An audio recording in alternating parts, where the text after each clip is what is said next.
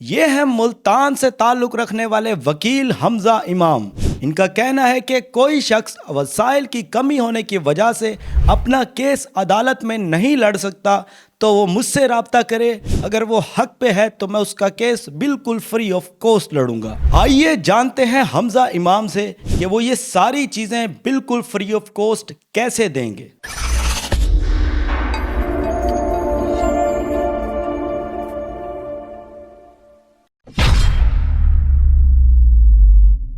جی ہمارے ساتھ موجود ہے حمزہ امام۔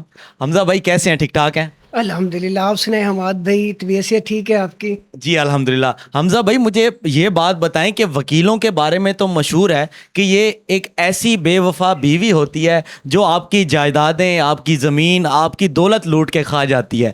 دوسری طرف آپ کہہ رہے ہیں کہ میں فری میں مستحق لوگوں کے لیے کیسز لڑنے کے لیے تیار ہوں، اور آپ نے باقاعدہ یہ پوسٹ بھی کی ہے، تو یہ پوسٹ کرنے کی وجہ کیا تھی؟ سب سے پہلے حماد بھائی آپ کا شکریہ، آپ تشریف لائے۔ دوسری اہم چیز، کہتے ہیں کہ تالاب میں ساری مچھلیاں گندی نہیں ہوتی، ایسے ہی اگر وکلا کی بات کی جائے تو تمام تر وکلا ایک جیسے بھی نہیں ہوتے۔ یہ ایک پرانی ضرب المثل ہے، یہ نیا دور نئی روایات کو جنم لے رہا ہے، اس میں بہت ساری چیزیں وقت کے ساتھ تبدیل ہو رہی ہیں۔ باقی کچہری آنے کے بعد مختلف چیزوں کا اندازہ ہوا، جس میں یہ بھی تھا کہ سائل جو ہے اسے کون سی مشکلات ہیں، وہ آ کر کچہری میں کس چیز سے ڈرتا ہے، تو اس کا بنیادی طور پر جو ڈر ہے اس چیز کو ختم کرنے کے لیے یہ تھوڑی سی کاوش ہے، یا پھر وہ لوگ جو اس بات سے ڈرتے ہیں کہ آگے جا کر ہمارے ساتھ کیا ہوگا، یا پھر فیسوں کی مد میں ہم سے کتنی رقم لی جائے گی، وہ تمام تر وہ جو بت تھے انہیں ختم کرنا تھا۔ باقی ہر ایک انسان اپنی طرف سے کوشش کر رہے ہیں۔ ملتان کچہری میں بھی بہت سے ایسے وکلا دوست موجود ہیں جو اپنی طرز سے، اپنے طریقے سے مختلف آنے والے سیلان کی یا پھر لوگوں کی آپ سے مدد کر رہے ہیں۔ جی حمزہ بھائی آپ نے بالکل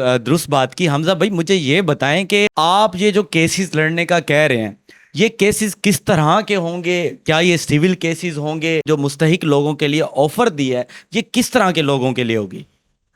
حماد بھائی، جو بیسک کیسز ہیں، اگر آپ سول کہتے ہیں یا کریمنل کہتے ہیں یا پھر دوسری ادر کیسز ہو گئے، کارپوریٹ، سائبر وغیرہ، ہم نے کوشش کی ہے کہ ساتھ دو چار اور دوست بھی ہیں تو ان کے تحت کہ ہم انہیں پراپر ایسے لوگ جو اب تک اس وجہ سے گھروں سے نہیں نکلے کہ ہمیں انصاف تو دور کی بات ملے یا نہ ملے، کیا ہم وہ کیس لڑ سکتے ہیں یا نہیں لڑ سکتے، ہماری جیبوں میں وہ پیسے بھی نہیں ہیں جو آگے جا کر ہم فیسوں کی مد میں دیں، تو وہ جو کنسیپٹ ہے یا جو ان کا ڈر ہے وہ بیسیکلی ختم کیا ہے۔ باقی ایسے لوگ جو مستحق ہیں، اگر وہ کسی بھی فیس کو ادا نہیں کر سکتے تو پھر ان کا کسی بھی طرح کا کیس ہے ڈسٹرکٹ لیول پہ وہ فری آف کاسٹ لڑا جائے گا۔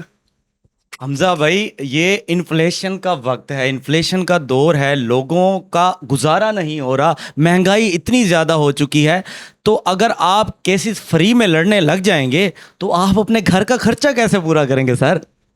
سر وہ کہتے ہیں کہ کچھ چیزیں آپ کو وراثت میں ملتی ہیں یا کچھ چیزیں آپ کو اساتذہ دیتے ہیں۔ میرے ساتھ معاملہ دونوں ہے، وراثت سے بھی ملی ہیں، والد ہو گئے یا پھر بھائی ہو گئے، کزن ہو گئے، اور سپورٹ اب تک چل رہی ہے۔ اب اساتذہ بھی ایسے ہی ہیں، اگر میں نام گننا شمار کروں تو بہت دور نکل جائیں گے ہم اس موضوع سے بھی، لیکن وہ جو سپورٹ آپ کے پیچھے ہے وہ آپ کو کچھ ایسا کرنے پر مجبور کر دیتی ہے جو شاید پہلے بہت سارے لوگوں نے کیا ہو اور ان کی آواز نہ پہنچ سکی ہو۔ مجھے لگتا ہے کہ یہ میری کاوش نہیں، یہ ان لوگوں کی ریاضت ہے یا پھر ان لوگوں کا میرے اوپر بھروسہ ہے جس کی وجہ سے میں آگے بڑھ رہا ہوں۔ حمزہ بھائی ہم نے دیکھا ہے کہ جو کیسز ہوتے ہیں بعض اوقات ساری زندگی چلتے رہتے ہیں، بلکہ نسل در نسل لوگ جو ہوتے ہیں ان کیسز کو فالو اپ کرتے رہتے ہیں، لڑتے رہتے ہیں، تو آپ کے اگر یہ کیسز ساری زندگی چلنے پہ آ جائیں، یہ جو آپ مستحق لوگوں کے لیے کیسز لڑنے کا بول رہے ہیں، تو کیا آپ پوری زندگی یہ سروسز فری آف کاسٹ دیں گے؟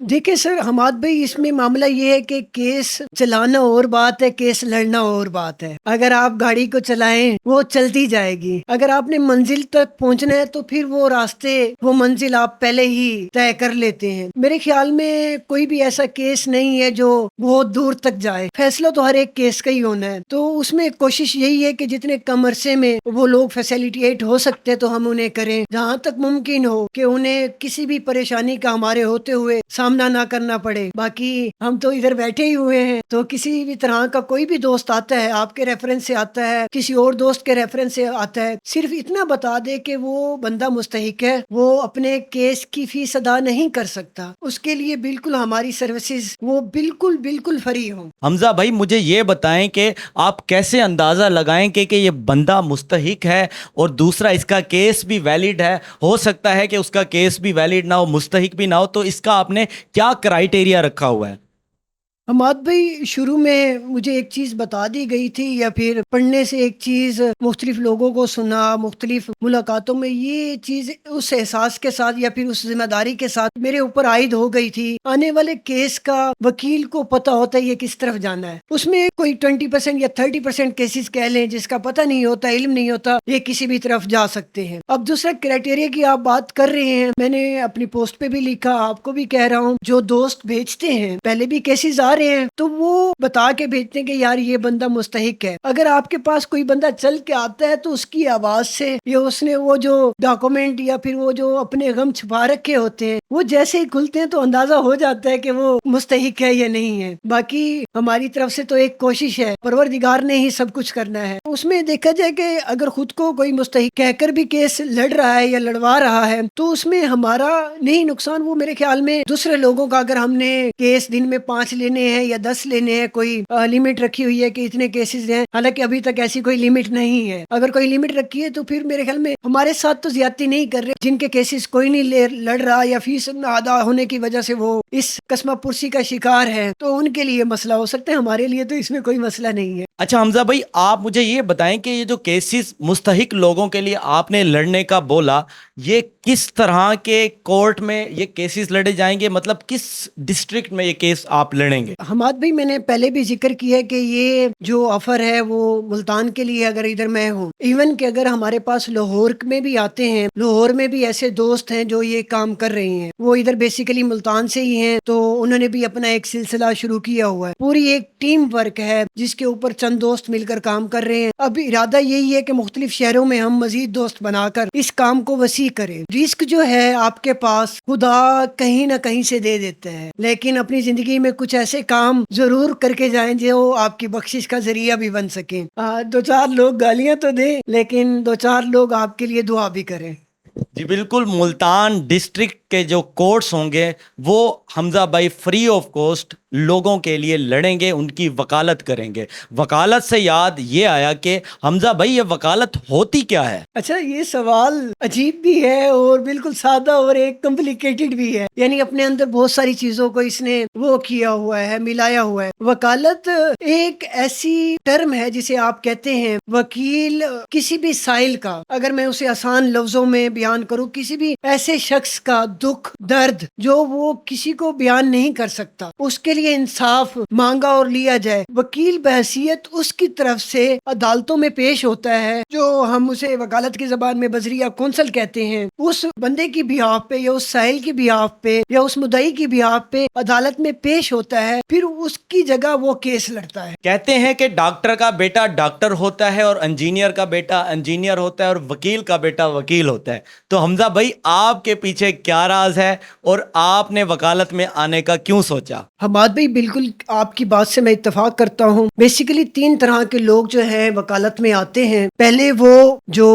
فیملی میں وکیل ہے, انہوں نے لازمی آنا ہے, انہوں نے وہ دیکھی ہوئی ہے چیزیں. تو دوسرے نمبر پہ وہ لوگ پہلے کہتے تھے کہ جس کا کہیں ایڈمیشن نہیں ہوتا وہ لا میں آتے ہیں. بائی چوائس تیسرے نمبر پہ آتے ہیں, وہ بہت کم لوگ آتے ہیں. نہ ہی میرا فیملی میں یا میری فیملی میں کوئی وکیل تھا, نہ ہی دوسرے والا آپشن تھا کہ تھوڑے سے معاملات یا کہیں ایڈمیشن والے نہیں ہوئے. میں بائی چوائس آیا ہوں, جسے اپنی میٹرک میں ہی پتہ چل گیا تھا کہ میں نے وکالت کرنی ہے. جیسے آپ جانتے ہیں, آپ کے ساتھ تعلق ہے کہ ڈیبیٹر رہے یا پھر اس کے اوپر شعر و سخن سے بھی وابستہ رہے, تو وہ چیزیں جو تھیں آنے والے وقت میں ہمارے لیے کون سی کارآمد ثابت ہو سکتی ہیں, جسے بولنے سے تعلق ہو اور تمام عمر بولنے کے ساتھ ہی جڑے رہیں, تو ایک وکالت ہی بچتی تھی. اس کے علاوہ تو کوئی چارہ بھی نہیں تھا. حمزہ بھائی, آپ نے کہا کہ آپ کا شعر و سخن کے ساتھ بھی واسطہ رہا ہے, تو کوئی ایک آدھ شعر بھی لگے ہاتھ ہمیں سنا دیں.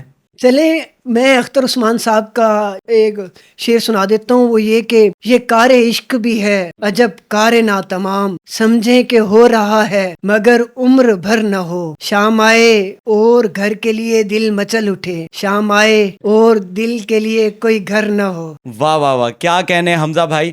یہ تھے ہمارے ساتھ ملتان ڈسٹرکٹ کورٹ سے حمزہ امام، جنہوں نے کہا ہے کہ اگر کوئی مستحق ہے اور اپنے کیس کورٹ کچہری میں نہیں لڑ سکتا تو وہ میرے پاس آئے، اپنی ویریفیکیشن کروائے، میں اس کا کیس فری میں لڑوں گا۔ نہ صرف یہ ملتان کا فخر ہے بلکہ پورے پاکستان کا فخر ہے۔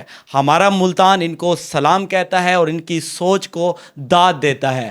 تو یہ تھا آج کا انٹرویو، امید کرتا ہوں آپ کو پسند آیا ہوگا۔ اپنے میزبان حماد مغیرہ کو دیجیے اجازت، دیکھتے رہیے ہمارا ملتان، اللہ نگہبان۔